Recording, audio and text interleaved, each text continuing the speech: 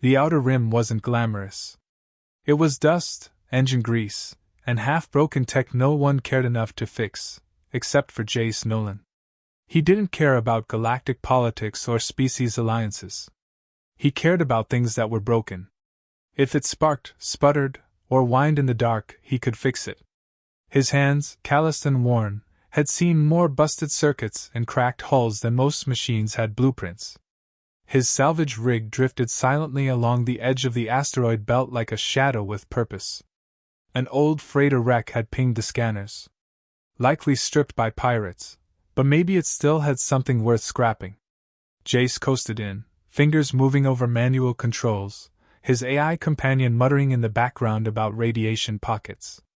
He ignored it. The airlock clunked open with a hiss. Dim lights flickered in the ruined corridor. He moved through the derelict like he always did, silent, quick, efficient.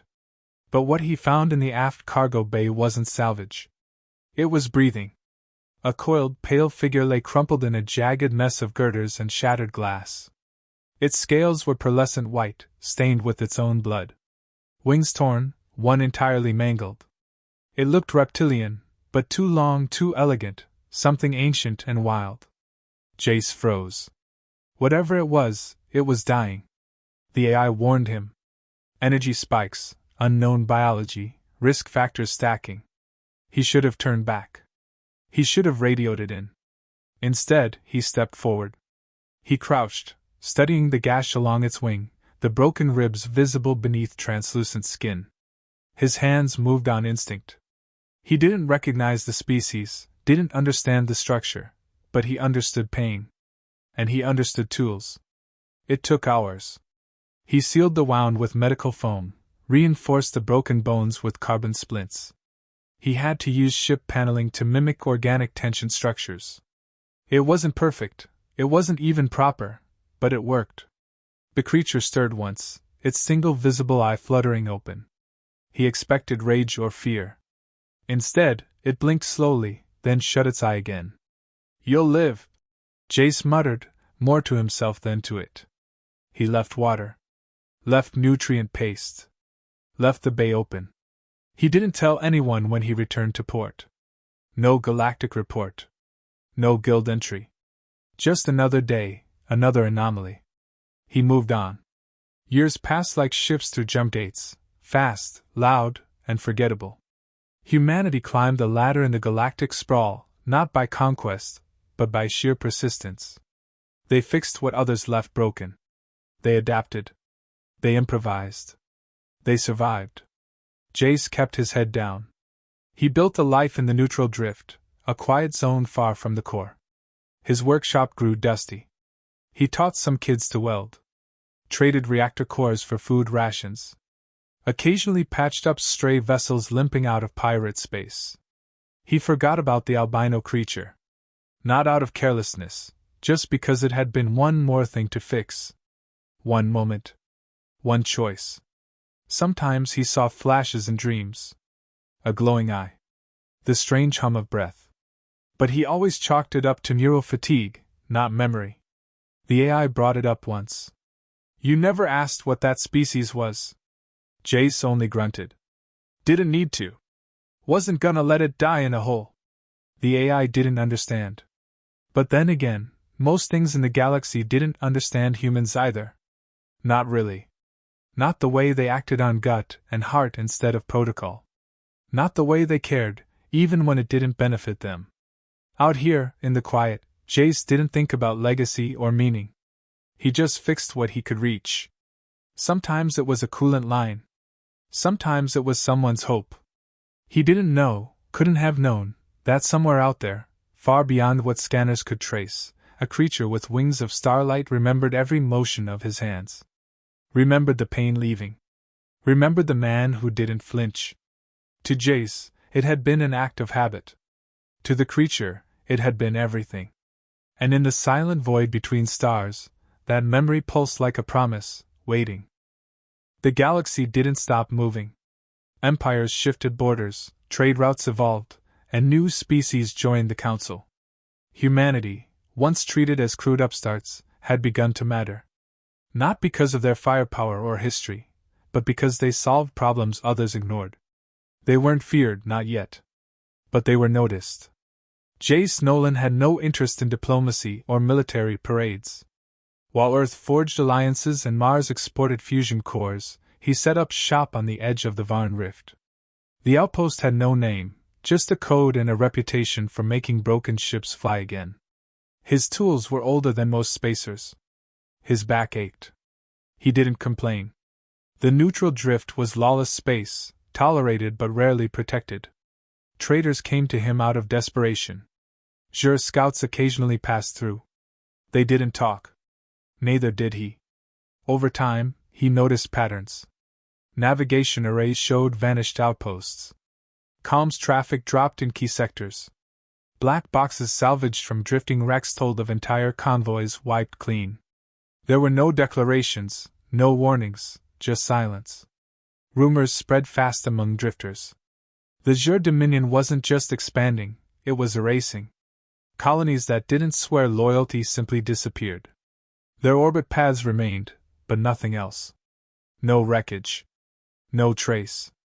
The council debated. The Xur denied. But the gaps grew wider. Jace listened, soldered, and said nothing. He'd seen peace collapse before. He knew what came next. One evening, a long-range freighter docked in bad shape. Burn marks across its hull. The pilot, a four-eyed trader from Caldo's 9, staggered out, terrified. Said they'd seen something in the rift. White, massive, gliding through a storm of magnetic debris. It hadn't attacked. It had only passed by, then the Xur patrol behind them had vanished. No explosion. No sound. Gone. Jace didn't flinch. Stories like that came and went. Psychic creatures, ancient machines, void spirits. Space had a long memory and an even longer imagination. Still, he checked the NAV data. A distortion spike, visible for under a minute. Massive mass shift. No known match. He saved the data, but said nothing. He spent the next week upgrading his outpost shielding. Not because of the rumor, because of the pattern. He moved his old plasma cannon online. Recalibrated defense turrets that hadn't been fired in years. Checked fuel cells. The rift wasn't just lawless now, it was becoming quiet. Too quiet. Like something was pushing everything out. Even scavengers. The AI noted it first. Xur long-range signal detected. Marked high threat priority. The transmission was short. Automated. Translated into trade standard. * you are within a jurisdictional cleansing zone. Vacate within 72 cycles or be purged. *. There was no signature, no plea, no negotiation. Jace stared at the screen, then deleted the message. He didn't run. The outpost's population was 3, himself, the AI core, and a maintenance drone named Fixit that spoke in beeps and crude emojis. Jace wasn't expecting reinforcements, and he didn't send for help. Instead, he patched the old power grid, replaced damaged shielding coils, and reprogrammed the motion scanners to ignore non-hostile organics. Another day passed. Then 2. Silence. He didn't sleep much.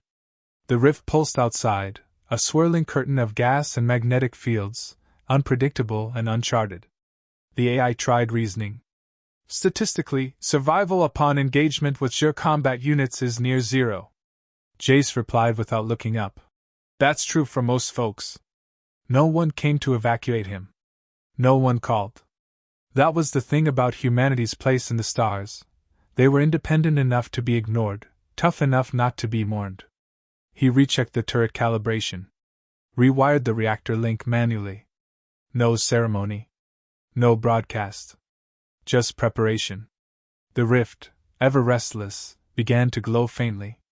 Blue light shimmered across the distant edge like sunlight under ice. Jace watched it, jaw tight, mind quiet. Something was moving out there. Whether it was death or salvation, he couldn't say. But he felt it. Like a weight behind his ribs. Familiar, ancient, and pulling closer. He didn't remember the creature's voice. Not clearly. But something inside him began to stir. He didn't understand why. Not yet.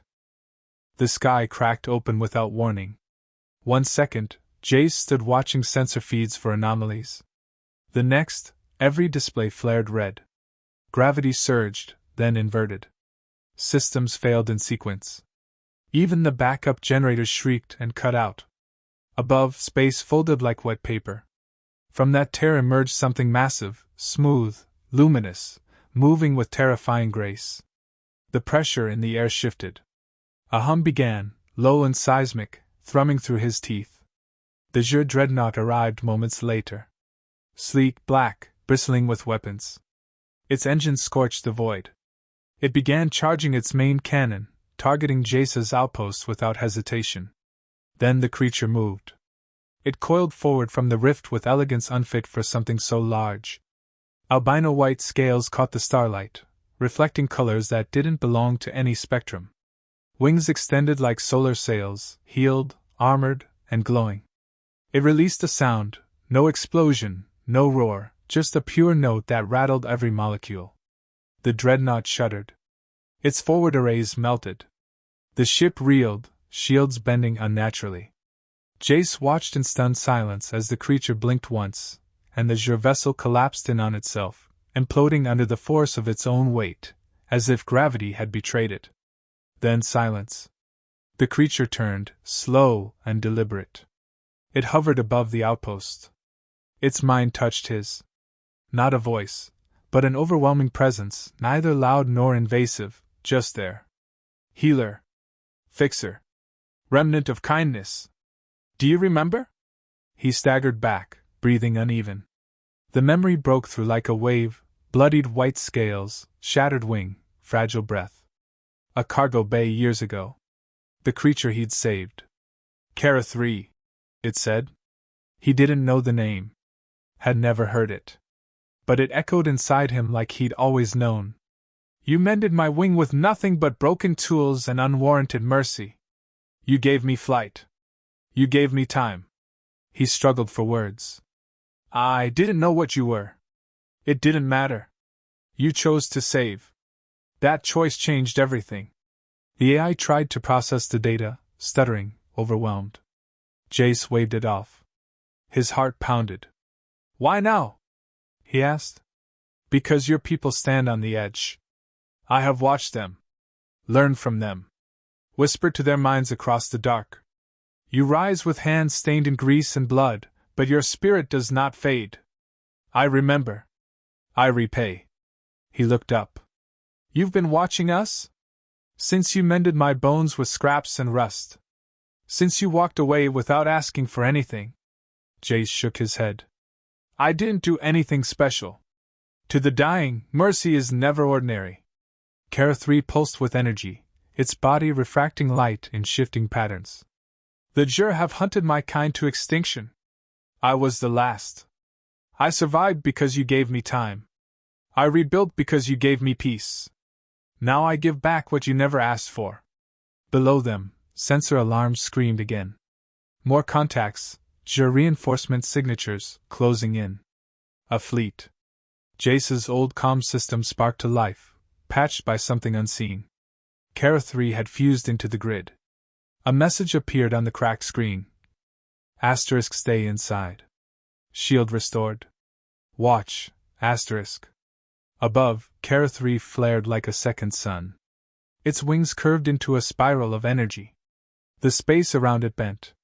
Dozens of ships emerged from jump, met instantly with gravitational collapse, particle slicing, and light manipulation unlike any known weapon.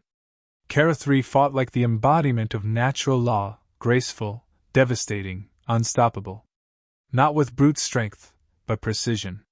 Like it understood the structure of space and pulled at the seams. In minutes, the reinforcements were reduced to wreckage. Not scattered, but carefully neutralized. No debris threatened nearby colonies. No power signatures lingered. Jace watched, not as a soldier, but as the man who had once done something simple. When it was over, Kara 3 descended slightly. I remain hidden no longer. I shield your kind because you earned it. I exist because you did not look away. Jace exhaled. What now? Now humanity steps into the storm, but not alone. Where your fire burns, I will cast shadow. Where your voice falters, I will speak. He couldn't respond. There was nothing left to say. Kara turned, wings folding as it returned to the stars. A single flash, then it vanished. Jace stood under the artificial sky of his station, heart still racing, the silence now thicker with meaning. He hadn't asked for a return. He'd never expected it. But something ancient had remembered. Galactic broadcasts lit up within hours. Footage spread, dreadnoughts collapsing without impact, patrol fleets dissolving mid-maneuver, space itself warping as something immense passed unseen. Experts debated frame-by-frame breakdowns. Politicians denied involvement. Scientists panicked. None could explain the anomaly, and none had seen the creature. But Jace had. He kept silent.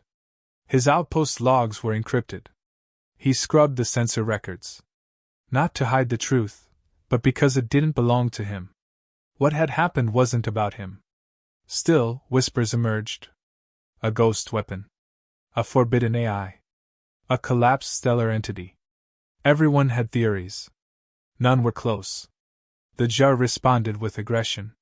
Their fleets massed at borders. Their ships began targeting unaligned colonies. But the attacks never finished. Before a strike could complete, ships vanished. Cleanly. No wreckage. Just silence. Fear began to shift. The Jur, long seen as untouchable, now moved cautiously. They issued public denials, but their patrol routes changed. Scouts reported strange anomalies. No one claimed responsibility. Jace watched the stars. He didn't sleep well. Every hum of static made him tense. Every ripple on the sensor grid set him on edge. He knew Kara had acted to protect, but such power couldn't be wielded lightly. It was surgical, yes. Precise. But it was final. And it didn't ask permission. One morning, a civilian convoy detoured through the rift to avoid known Jur sectors. They should have been lost. Instead, they arrived safely, escorted by a shimmer that none could describe. Their recordings failed. Their memories were fragmented.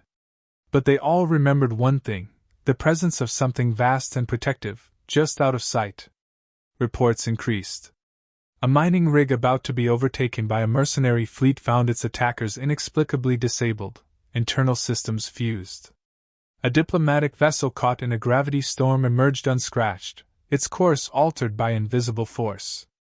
Patterns emerged. Not random. Strategic. Not hostile, defensive. Humanity took notice. The Council grew wary. Alliances shifted subtly. Where once humans were tolerated, now they were consulted. Quiet respect grew.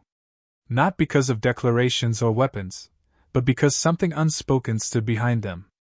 Jace became an invisible point in all of it. He said nothing. He gave no interviews. He remained in the drift, repairing freighters and rerouting broken systems. His name circulated among those who traded stories. Some called him the Rift Keeper. Others thought he'd died years ago. He didn't correct them. He preferred solitude. Preferred working with his hands, surrounded by old metal and stubborn code. But even isolation couldn't shield him from what came next. A message arrived, not over traditional channels, but as a resonance. It vibrated through metal, transmitted through silence. Not words, but intention. They remember. They come. ***. Not Kara. Someone else. Something else. Jace stepped outside the outpost dome. The rift churned, swirling with intensity. Dozens of lights bloomed at its edges. But they weren't ships. They were beings. Creatures similar in shape to Kara but smaller, differently patterned. Not all were albino. Some gleamed in gold, others in blue-black. All were silent. He stood still as they passed overhead. They didn't land. Didn't communicate. But he felt their minds brush his, brief acknowledgments, like nods from something vast and old. The AI tried to catalog them, failed, and shut down its diagnostic stream. Then the rift pulsed once, and they were gone. He knew then, Kara 3 was not alone anymore. What had once been thought extinct was gathering. Not to conquer. Not to rule. But to protect something they had decided was worth preserving. Not because of treaties. Not because of armies. Because one man had once chosen to heal instead of ignore. Because kindness had echoed. Jace turned back inside. He didn't try to contact anyone. Didn't upload footage. What had changed would ripple without his voice. His job hadn't changed. Ships still broke.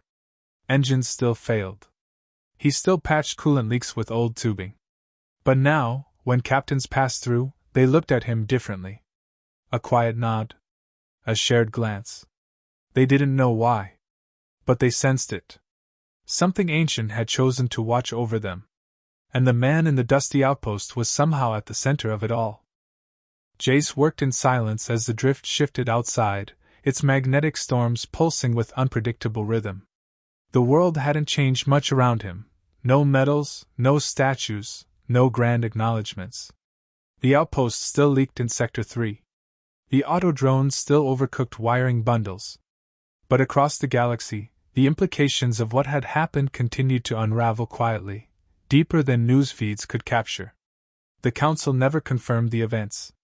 They issued soft statements about unknown celestial anomalies and external suppression of Jur aggression. No names were given. No acknowledgement of Kara 3 or its kin.